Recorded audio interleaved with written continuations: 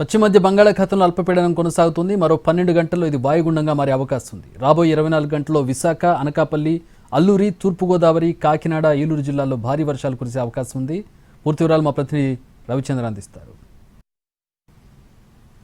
పశ్చిమ మధ్య బంగాళాఖాతంలో సుస్థిరమైన అల్పపీడనం మరో 12 గంటల్లో వాయుగుండంగా మారుతుందని భారత వాతావరణ శాఖ ప్రకటించింది. ఇప్పటికే తెలుగు రాష్ట్రాల్లో భారీ నుంచి అత్యంత భారీ వర్షాలు నమోదవుతున్నాయి.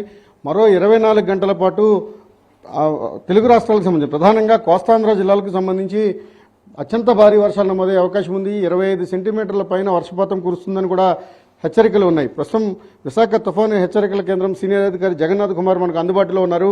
సార్, ఇప్పుడు మీరు ఇస్తున్న హెచ్చరికల ప్రకారం 25 సెంటీమీటర్ల వర్షం అనేది అత్యంత భారీ వర్షంగా చూడాల్సి ఉంటుంది. ఏ స్థాయిలో ఈ స్థాయిలో వర్షం నమోదయ్యే అవకాశం ఉంది? రాబోయే 24 గంటల్లో అత్యంత భారీ వర్షపాతం నమోదు కాగలిగే జిల్లాలు అంటే 20 సెంటీమీటర్లు లేదా అధికంగా పడే వర్షపాతం నమోదయ్యే అవకాశం ఉన్న జిల్లాలు ముఖ్యంగా విశాఖపట్నం, అనకాపల్లి, కాకినాడ, తూర్పుగోదావరి, ఏలూరుతో పాటుగా అల్లూరి సీతారామరాజు మరియు యానాం జిల్లాల్లోని 1-2 చోట్ల అత్యంత భారీ వర్షపాతం నమోదయ్యే అవకాశం రాబోయే 24 గంటల్లో ఉంది.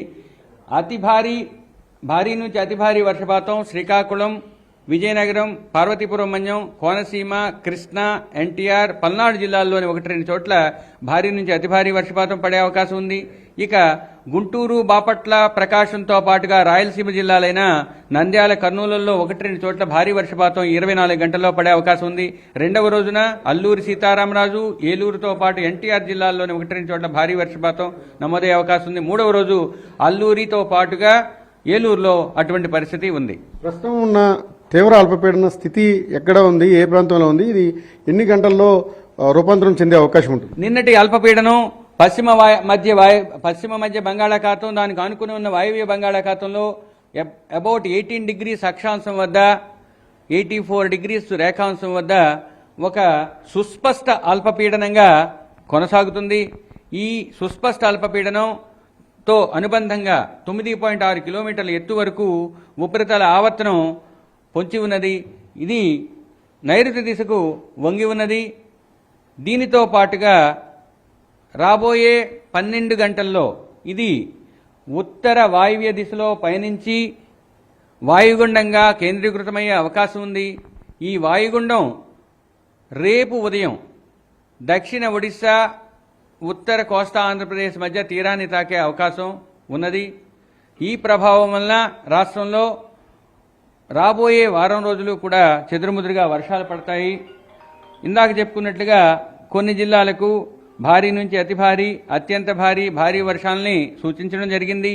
ఇక మత్స్యకారులు మొదటి 2 రోజులు 45 నుంచి 55, గరిష్టంగా 65 కిలోమీటర్లు, మూడవ రోజున ఉత్తర కోస్తాలో అటువంటి పరిస్థితి ఉంటూ దక్షిణ కోస్తాలో కొంచెం ఉధృతి తగ్గి 40 నుంచి 50, గరిష్టంగా 60 కిలోమీటర్ల వేగంతోనూ, 4వ రోజు ఉత్తర కోస్తా తీరం వెంబడి మాత్రమే తీరం ఆవల 40 నుంచి 50, గరిష్టంగా 60 కిలోమీటర్ల వేగంతో ఈదురుగాలు వీచే అవకాశం ఉన్నందువల్ల 4 రోజులు మత్స్యకారులు ఆయా ప్రాంతాల్లో చేపల వేటకు వెళ్లవద్దని హెచ్చరికలు జారీ చేయడం జరిగింది.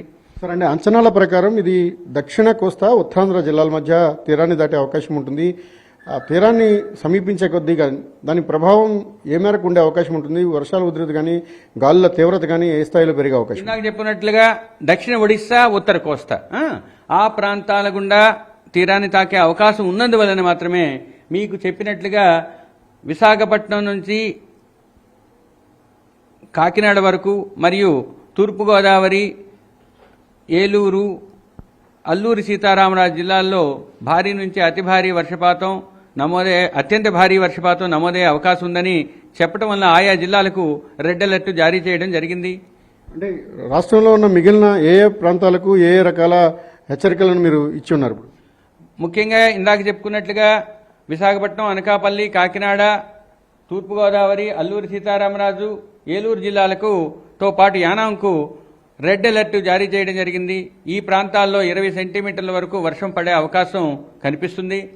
మిగతా శ్రీకాకుళం, పార్వతీపురం, విజయనగరం, కోనసీమ, కృష్ణా, ఎన్టీఆర్తో పాటు పల్నాడుకు భారీ నుంచి అతి భారీ అనగా 12 నుంచి 20 సెంటీమీటర్ల వర్షపాతం నమోదయ్యే అవకాశం ఉంది. ఇక కింది జిల్లాలైన బాపట్ల, గుంటూరు, ప్రకాశంతో పాటుగా కర్నూలు, నంద్యాలలో 1-2 చోట్ల ఎల్లో అలర్టు, 1-2 చోట్ల భారీ వర్షపాతం నమోదయ్యే అవకాశం ఉన్నందువల్ల ఆ జిల్లాలకు ఎల్లో అలర్ట్ జారీ చేయడం జరిగింది. అంటే ఇప్పుడు మనం మ్యాప్లో చూసినప్పుడు చాలా స్పెసిఫిక్గా దీన్ని మార్క్ చేస్తున్నారు. ఈ ప్రాంతంలో ఎటువంటి వాతావరణ మార్పులు సంభవించే ఈ అవకాశం? ప్రాంతాలలో 20 నుంచి 20 కన్నా ఎక్కువ వర్షపాతం నమోదయ్యే అవకాశం ఉంది. ఈ రెడ్ మార్క్ చేసిన జిల్లాల్లో 10 నుంచి 20 సెంటీమీటర్ల వర్షపాతం నమోదయ్యే అవకాశం ఉంది. ఈ గ్రీన్ ఉన్న ప్రాంతంలో 5 నుంచి 10 సెంటీమీటర్ల వర్షపాతం నమోదయ్యే అవకాశం ఉన్నది.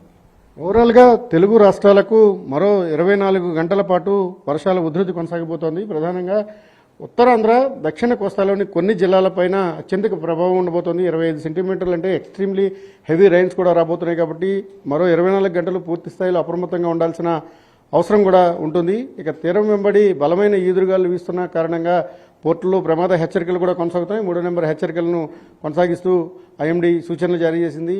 తీరానికి సమీపించే కొద్దీ కూడా వాయుగుండం యొక్క ప్రభావం పెరుగుతుందని కూడా వాతావరణ శాఖ అంచనా వేస్తోంది. కెమెరామెన్ శ్రీధర్తో రవిచంద్రన్ టీవీ, విశాఖపట్నం.